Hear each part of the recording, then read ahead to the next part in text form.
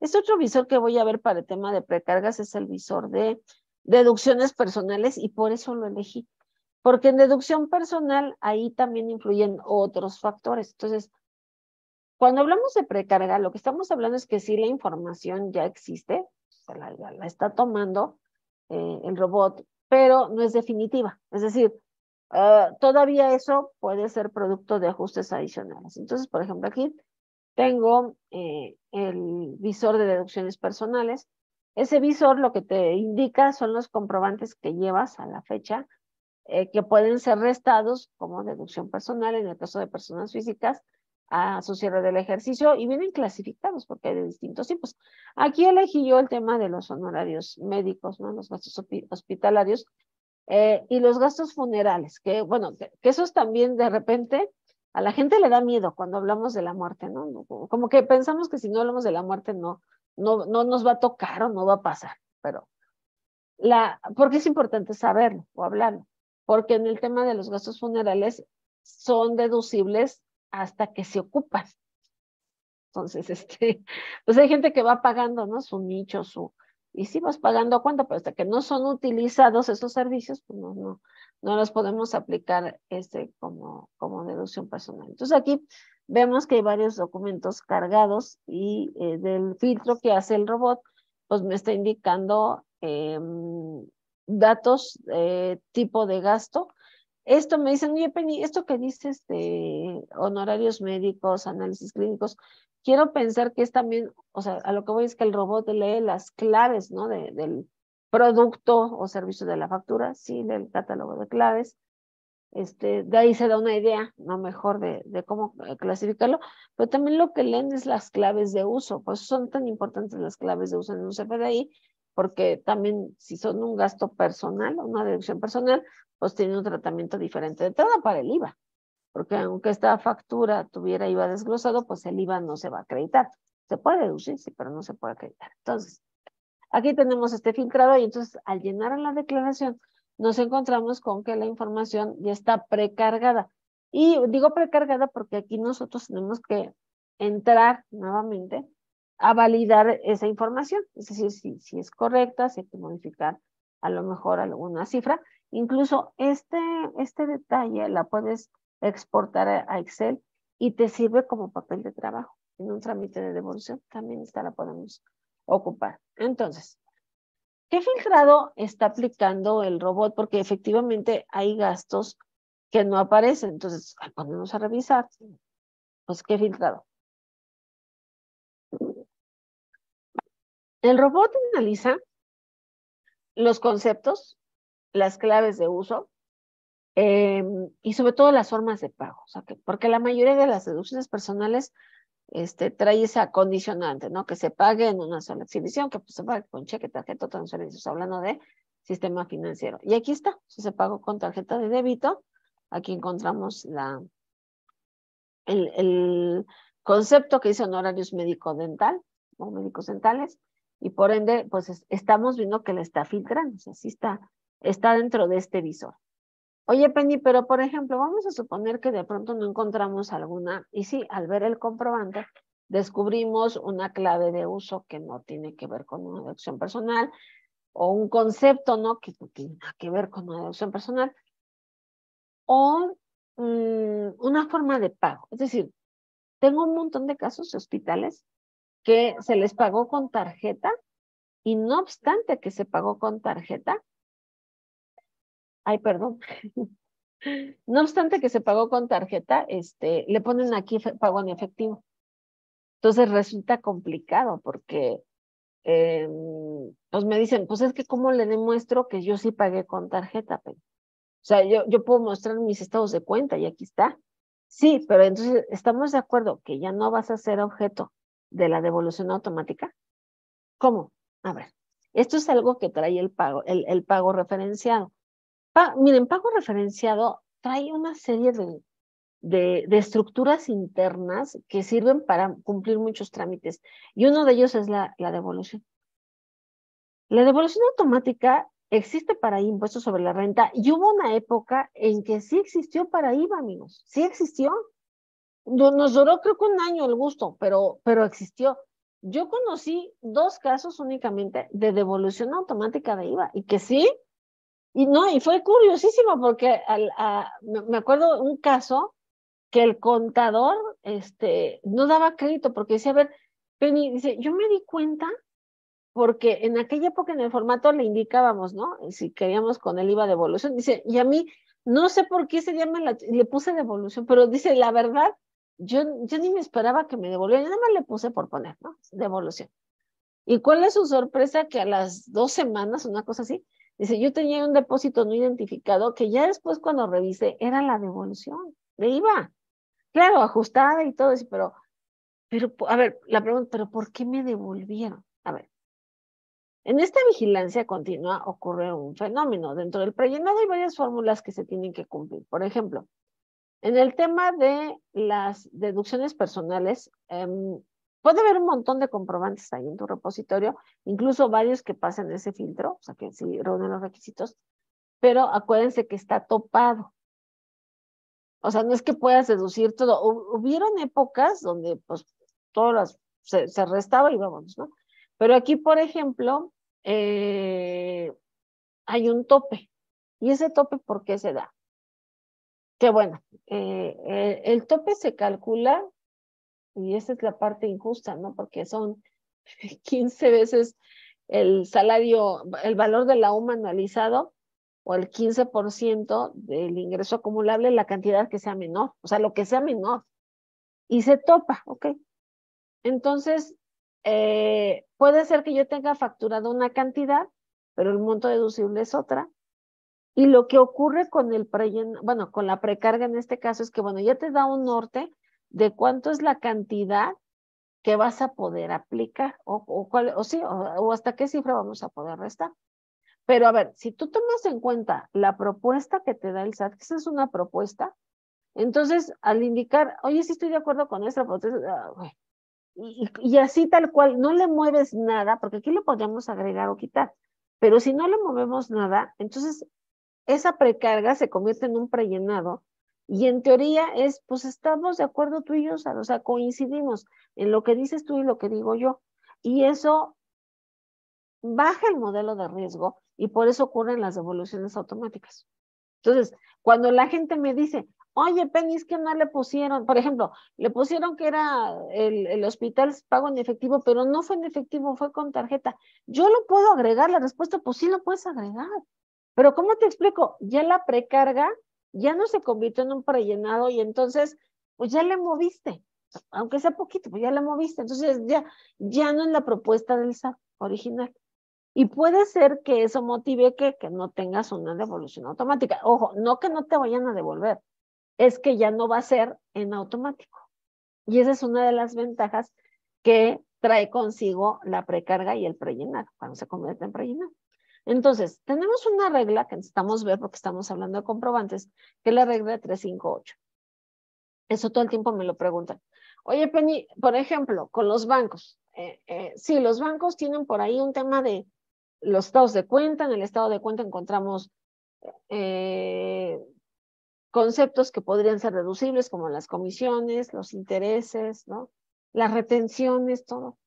Y entonces, la cuestión es, a veces el banco no te emite como tal un CFDI pues de las comisiones. Por ejemplo, lo que vemos es un estado de cuenta timbrado, que es otra cosa, pero, pero a veces no tenemos un CFDI como tal, ¿no? Por separado, sino que en el estado de cuenta pues ya encontramos ese desglose. La pregunta es, ¿le podemos hacer caso independientemente de que el banco no lo timbre o que no lo timbre a tiempo? Porque a veces lo timbran, pero lo timbran para los cierres, para las anuales.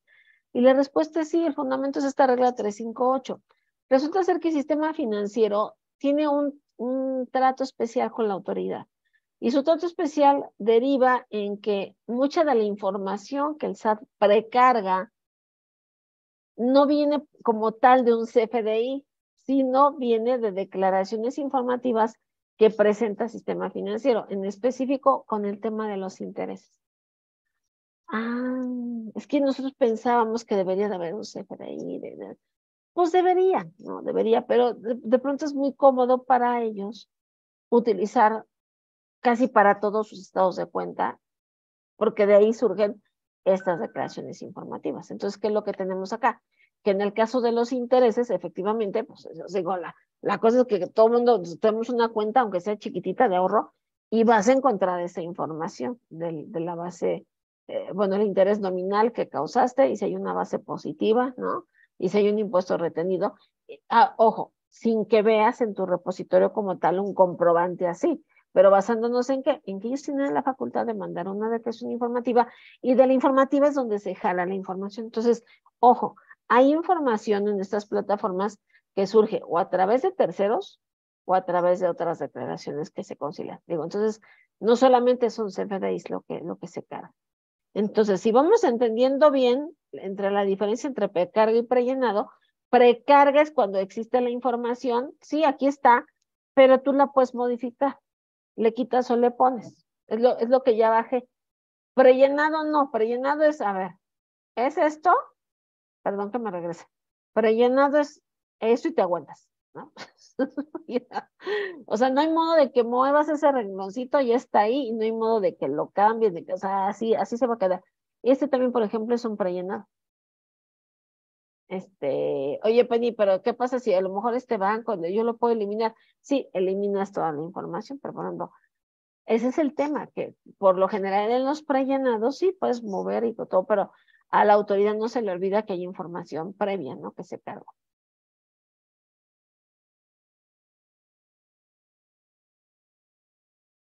Y entonces hay una regla central en el manejo del pago referenciado, que es esta que estamos viendo, la 2831.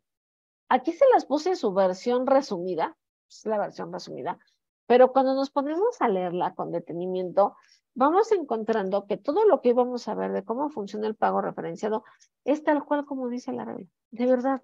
Y tuve que hacer yo ese estudio, o sea, el estudio completo de las reglas, precisamente para el libro, porque el primer libro que escribí sobre el pago referenciado, esa era como la duda principal, es decir, ok, hay información que yo lleno y que se comporta de cierta manera y todo, pero ¿por qué hay renglones que sí puedo modificar y hay renglones que no? Ahorita ya lo estamos viendo, pues hay unos que se prellenan, otros que no se precargan. O preguntas como, ¿por qué cuando lleno una información, vamos a suponer que necesito corregir, ¿por qué tengo tantos tipos de complementarias? Porque antes era, pues, complementarias, casi lo borras y lo vuelves a llenar, y porque ahora hay tipos de complementarias. Entonces, al entrar a leer todas estas reglas, todas están en este capítulo 283, respecto al tema del prellenado, complementarias y demás, fui entendiendo un poco más del tema y de cómo lo está concibiendo el robot, porque finalmente el robot es el que está ahora digiriendo toda su información. El acceso entonces se realiza con contraseña o firma, dependiendo si eres persona física o moral. Seleccionas, dice, el periodo a declarar, el tipo de declaración, y dice aquí que el programa automáticamente mostrará tus obligaciones. Y sí, el primer pago por referenciado era muy padre por eso, porque, a ver, aquí están todas tus obligaciones. Ay, es que no me alcanza a pagar el IVA, por ejemplo, entonces ese no lo marco. ¿Y sí? A ver, y ojo, en una precarga es, pues no lo marques, ¿no? Pues ya tú sabrás. Y no lo marcabas, pero entonces, ¿qué te generaba? Después había que presentar una complementaria por obligación no presentada, que ahorita vamos a ver algunos ejercicios, pero bueno. Y esa obligación no presentada era, pues, ponerle una alerta al robot. A ver, si tú tienes 5 obligaciones y de las 5 no me marcas 2, y se entiende que no las vas a presentar en tiempo porque no las estás marcando, pues ya le estás diciendo al robot cuáles son esas que están pendientes para que te las requiera pronto, ¿no? Entonces, eso es algo que no habíamos de pronto caído en la cuenta. Ahora dice aquí, para el llenado de la declaración se capturarán los datos habilitados por el programa citado. En caso de declaraciones prellenadas, solo se validará la información. Es decir, y ese es el reto. Si la información está prellenada, pues ya no más validas. Es que, a ver, Penny, a ver, me voy a regresar acá. Es que ya entré y aquí ya ves que el robot decía 508. ¿Y qué crees? Que no son 508, son 50,000.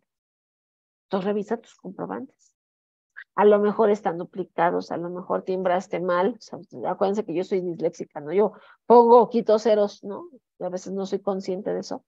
Entonces, imagínate que pusiste un 0 de más. Bueno, entonces tenemos que corregir, ¿qué cosa? Pues corregir el comprobante para que al corregir los comprobantes se corrija automáticamente la declaración. Entonces, a eso le llamamos validar. O sea, tenemos a ver, y eso es muy difícil para el contador, o sea, entender que ya cada vez llena menos declaraciones y ya llena menos, pero necesito validar más. Me llegó una pregunta, aquí rápida. Que dice que espera no desesperarme. Ay, Heidi, eso lo dudo, pero bueno, está bien. Es que no está por demás decirlo, pero es que Heidi ya la conozco y es así como muy aprensiva. Entonces, no creo que se pueda esperar, pero esperen. Digo, les recomiendo que se esperen, ¿eh? De verdad, tengan paciencia. Es difícil porque, les digo, somos cuestionados por todos y tenemos también la presión luego del patrón. Pero, por ejemplo, miren, una pregunta que últimamente me han hecho, y cuando la gente me pregunta lo mismo, caigo en el sentido común. Y si la gente tiene ese sentido común, puede ser que la autoridad también, o sea, esté en ese mismo sentido. Me han preguntado si creo que va a haber prórroga para la transición de la 4C. Ya ven que se vence en marzo, ¿no? Entonces me dicen, ¿usted cómo ve, contadora? ¿No? A ver, desde un inicio yo les dije, a mí no me gustó su prórroga, pero no me gustó no por la prórroga, no me gustó porque se vencían dos cosas al mismo tiempo. Y a mí cuando me pones a elegir, me enclocho. La verdad, o sea, no, pues, o sea, me pones a ver, ¿a qué le doy preferencia? ¿Al anual o a la transición? O sea, y yo creo que a la autoridad le pasa lo mismo, porque dicen, a ver, se vencen dos cosas importantísimas al mismo tiempo, porque me dicen, pues que, a ver, pues que prorroguen la declaración anual, que nos den otro mes, está tan difícil que necesitamos otro mes o dos. Miren, así como la veo, yo creo que necesitamos un año para llenarla decentemente, de verdad. Y eso que yo ya brinqué, ya pasé el susto, ya llené varias, o sea, ya está le estoy agarrando gusto, pero te quita mucho el tiempo. Entonces, pues muchos dicen, pues que nos prorroguen el anual, pero el anual no creo que la prorroguen. ¿Por qué? Porque es recaudación para el SAT. O sea, no solamente es que presentas la anual, sino que pagas un impuesto. Entonces, ¿a poco va a decir, pues híjole, sí, pues vamos a dejar de cobrar? No, eso no va a pasar. Entonces, yo creo que es más fácil que prorroguen otra vez la transición en la 4.0. Y ojo, no estoy diciendo que eso va a pasar, no sé, pero pues digo, si yo fuera el SAT, ¿no? Y me pusieran a elegir, pues diría, bueno, pues el comprobante puede esperar, a lo mejor la declaración, no sé. Es más, no, yo creo que si fuera el SAT, no sé, sería otra cosa, pero bueno. Vamos entonces a ver varios ejercicios. El chiste de este curso es que a través de los ejercicios y las experiencias y cómo ves que cargan la información, pues te des una idea de cómo piensa el robot. Eso es básico. En todos los cursos que he dado de comprobantes siempre les digo, a ver, sí, o sea, acuérdense que fijarnos en el monto de la operación, la frecuencia de la operación, el régimen, ¿no? Fiscal, donde estás tú, donde está el receptor, pero pues también aquí el robot tiene su cosa, ¿no? Su chiste, porque puede ser que tú tengas un plan bien padre de cómo solucionar algo y a la hora de ver la plataforma dices, creo que no me va a funcionar así porque no me deja, por ejemplo. Entonces, aquí estamos viendo esta plataforma. Vamos a ver los ejercicios para reciclo, ejercicios para régimen general. Vamos a ver también personas físicas. Vamos a ver cosas así muy curiosas. Pero, a ver, lo primero que resaltó es el año pasado, que es cuando dieron a conocer esta nueva plataforma, fue pues a mí me dijeron que yo iba a entrar y aquí iban a estar todas mis obligaciones. Y veo que me faltan. O sea, no están retenciones por servicios profesionales, no están retenciones por arrendamiento, o sea, me falta. Sí, tenemos la plataforma roja, que yo llamo la plataforma nueva, y la plataforma viejita, que es la azul. Por eso es que aquí arribita en el cintillo, en lo rojo, dice presentación, declaración con otras obligaciones. Es como irte para la plataforma viejita. Entonces, hay obligaciones que se cumplen acá y otras que se cumplen en otra plataforma. Entonces, híjole, explicárselos a mis clientes también me costó un rato porque siempre les mandaba yo una línea de captura, una.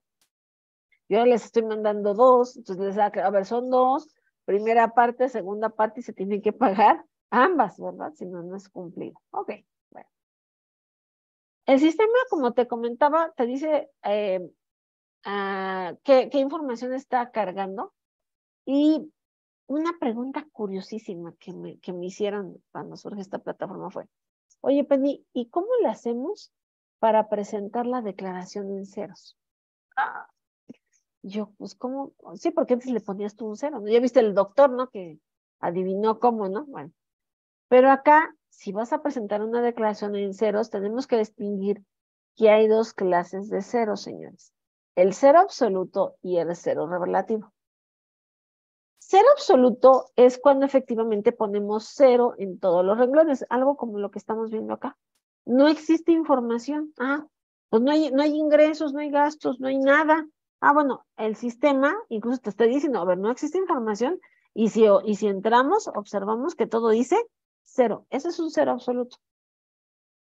La opinión de cumplimiento sí genera riesgos cuando declaras en ceros y existe información. Es decir, porque la autoridad dice, bueno, más explícame por qué aquí dice cero si tenemos facturas timbradas. Ya las cancelé. Bueno, puede ser que las canceles, pero vamos a ver si tu cancelación es legítima o nomás quisiste diferir la acumulación. ¿No? Eso, pues ahora te piden justificación y soporte documental. Pero bueno, en este caso donde sí, efectivamente no hay información, no hay comprobantes, no hay nada, bueno, se justifica el cero y este sería un ejemplo de cero absoluto. ¿Cuál es el cero relativo? Lo vamos a ver más adelante, pero el cero relativo es cuando sí tengo cantidades de ingresos, gastos e información, pero derivado de la fórmula no pagamos, porque hay un acreditamiento de algún saldo a favor, porque hay una compensación, porque hay un estímulo, ¿no? Entonces, ese sería un cero relativo, o sea, está bien. Ese no juega para la opinión del cumplimiento, es parte de tu cálculo ya. El cero absoluto es el que sí juega, porque en teoría si estamos en cero, es porque no debería de existir información. Y este es un cero absoluto. Entonces, sí, pero no hay base, no hay informes, no hay comprobantes, no hay nada, ni siquiera de terceros. Esto, entonces, aquí se justifica el motivo de ese cero.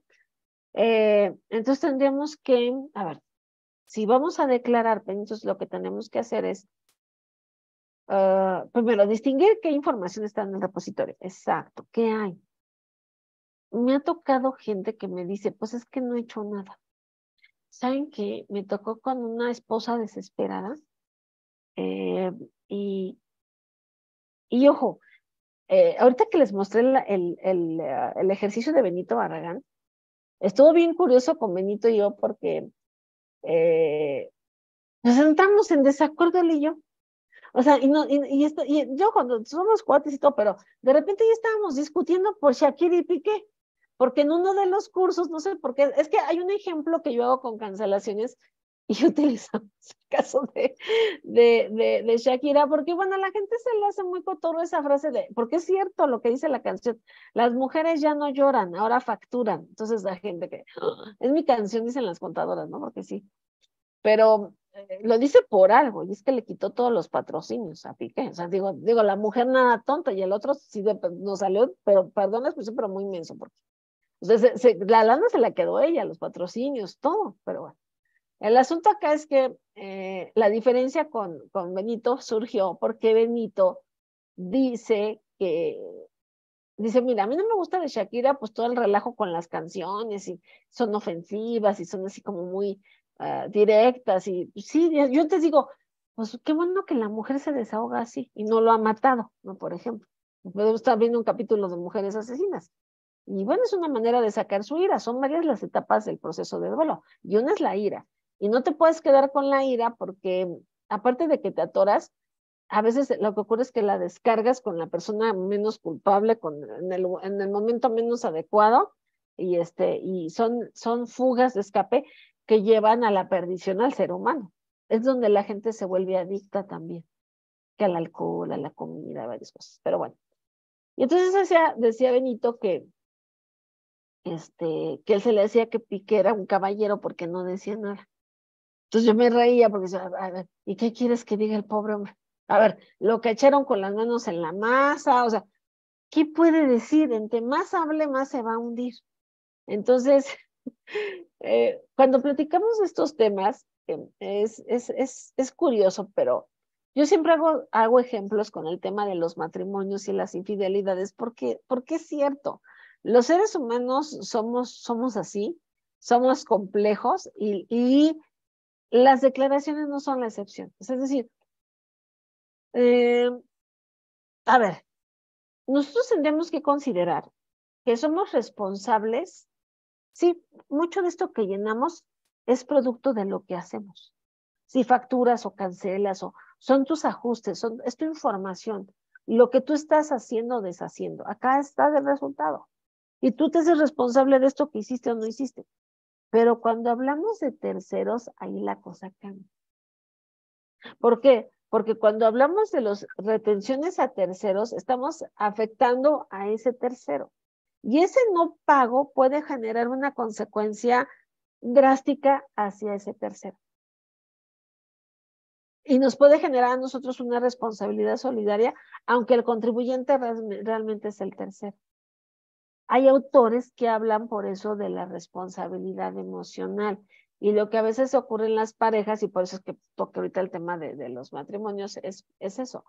El que a veces equivocadamente hacemos responsable de nuestra felicidad a otro.